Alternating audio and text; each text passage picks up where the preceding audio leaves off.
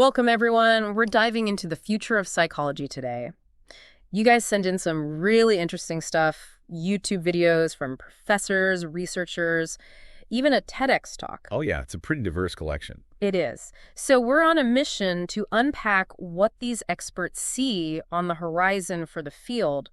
Where do they think things are headed? It's like we have a window into the future of psychology. Exactly. And one of the biggest trends that jumped out at me is this rise of positive psychology. Yeah, it seems like it's everywhere now. It does. Professor Russ Curtis, a counseling professor, he has a video where he really dives into this. What struck me was his focus on using imagination and emotion to actually boost well-being. Interesting. Yeah, and he even connects it to sports psychology, which I thought was really fascinating. Oh, wow. How so? Well, he talks about how athletes, they've been using visualization techniques for years, right? Yeah. To improve their performance. Right. They imagine themselves succeeding, and that mental rehearsal, it actually helps them in real life. Makes sense. So are you saying we could apply the same principle to, feeling happier? That's exactly what he suggests. Professor Curtis says, try this. Imagine yourself feeling 10% happier, and then anchor that feeling to something specific, like a piece of music or a visual cue. It's like creating a mental shortcut to happiness. Yeah. And Professor Curtis also talks about different types of therapy that are gaining popularity, like person-centered therapy. I've heard of that, but I don't really know much about it. Yeah. So in person-centered therapy, the focus is really on creating a supportive, empathetic environment. And in that space, you can explore, your thoughts and feelings freely. Oh, interesting. Yeah. And the therapist is more of a guide, helping you understand yourself better, find your own solutions. So it's less about the therapist giving advice and more about empowering the individual. Exactly. And it really ties into this overall trend. We're seeing this shift toward a more positive and proactive approach to mental health. It's like we're moving away from just fixing what's broken and focusing more on building strength and resilience. Right. And Professor Curtis, he even mentions things like incorporating arts and nature, even humor, into therapy. I love that. It seems like the field is expanding beyond just those traditional methods. It totally is. And it's so exciting to see, those different areas of life being recognized for their potential to improve well-being. Definitely. He even points out this rise in those mental health apps, especially for kids and teens. Oh, yeah, those were becoming super popular. They are. So it's like positive psychology is weaving its way into all these different parts of society. It really is. Okay, so we've talked about individual well-being. What about the bigger picture of psychology, like the field itself? Where is it headed? Well, we actually have this video from Lancaster University where they're talking to psychology students about their career aspirations. Oh, cool. And it seems like research-oriented careers are becoming more and more sought after. That makes sense. Psychology is a science after all. It is. And what I found interesting is that a lot of these students, they're really drawn to cutting-edge research in areas like dementia, neuroscience, medical sciences. It just speaks to the incredible advancements happening in those fields. Absolutely. And it seems like psychology programs are adapting to keep up with those advancements. Like the video mentioned workshops and career lectures and more emphasis on research skills. It's like they're equipping students to be those specialized researchers. Yeah, and to be successful in a field that's constantly evolving. Exactly. And that brings up a good point. Even if you're not a student, staying curious and, seeking out new knowledge, it's so important in today's world because things are changing so rapidly. Lifelong learning is essential. It is. Speaking of challenging conventional wisdom, our next source, it's a TEDx talk by Boris Arija. He's a psychologist who really makes you think differently about common sense. I love TED Talks. What's his main argument? Well, his talk is so engaging. It's full of humor and personal anecdotes, but he also makes you question assumptions that you might not even realize you have. Give me an example. Okay, so he talks about this idea of temporary truths, like we believe things to be true for a while, but then later our perspective changes. Right. I've definitely experienced it. He even jokes about being the kind of friend who lies to himself. Oh, that's funny. Yeah, he has a great sense of humor, but he uses it to illustrate a deeper point. We often just accept common sense without really examining it.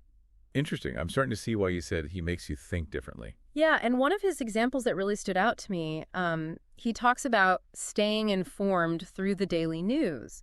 And he actually argues that consuming too much information can actually hinder our understanding, which I thought was really interesting. I've never thought about it that way. Yeah, and he even says, he goes so far as to say that smokers have special privileges. Smokers, what do you mean? Because they have this socially acceptable excuse to you know, step outside and regenerate. Ah, I see what he's saying. Mhm. He's talking about taking breaks and prioritizing self-care.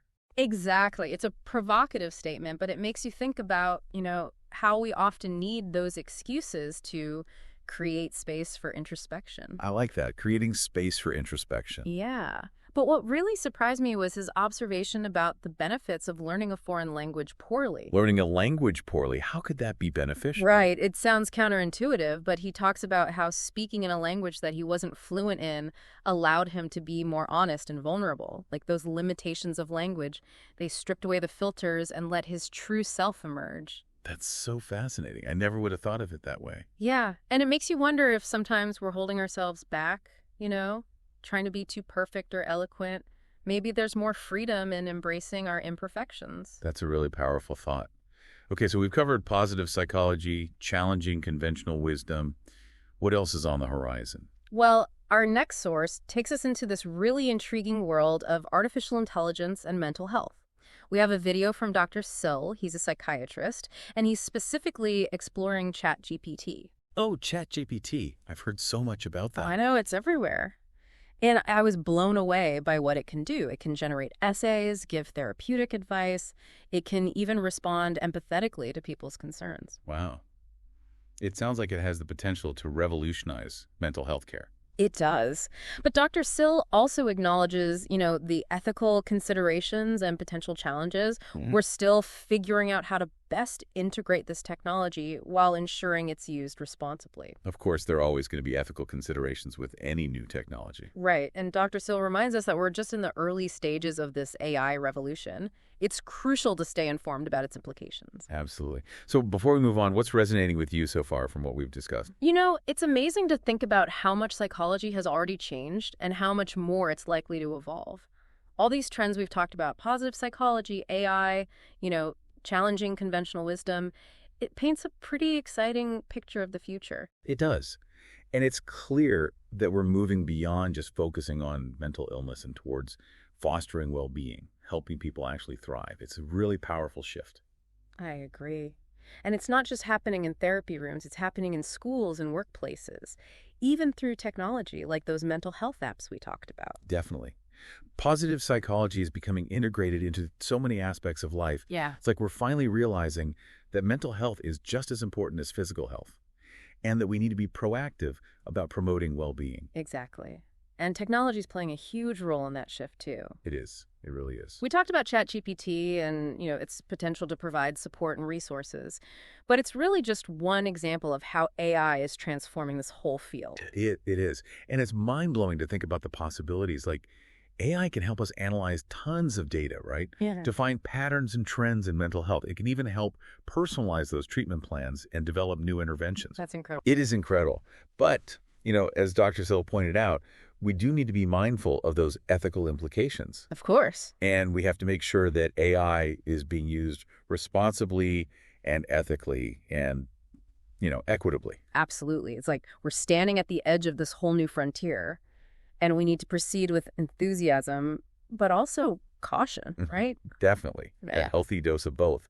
And that's where I think that interdisciplinary collaboration becomes so important. Yeah. We need experts from all different fields: psychology, technology, ethics, sociology. They all need to work together to shape this future of mental health care. It's like a team effort. It is. In Dr. Malone's interview, she really highlighted how powerful that kind of collaboration can be, Yeah. bringing together all these different perspectives. It can lead to those breakthroughs that just wouldn't be possible otherwise. It's true. It's like each discipline, they're bringing a different piece to the puzzle. And then when you put it all together, you get this much clearer, more complete picture. Exactly. So as we're kind of wrapping up this deep dive into the future of psychology, I want to leave our listeners with one final thought. Right? We've explored all these exciting trends, all these possibilities, but ultimately the future of psychology, it's not just about the field itself. Right. It's really about each individual taking ownership of their own mental well-being. I love that. That's so important. It's about embracing the tools and resources that speak to us, being proactive about our mental health and seeking support when we need it. And remembering that we're all works in progress. We're constantly evolving and growing, so keep learning, keep exploring, and keep those courageous conversations going. Because the future of psychology, it's being shaped by all of us. And we can't wait to see what we create together. And technology is playing a huge role in this shift towards a more holistic and proactive approach to mental health. Oh, absolutely. AI is already having a big impact, and we're really just at the beginning.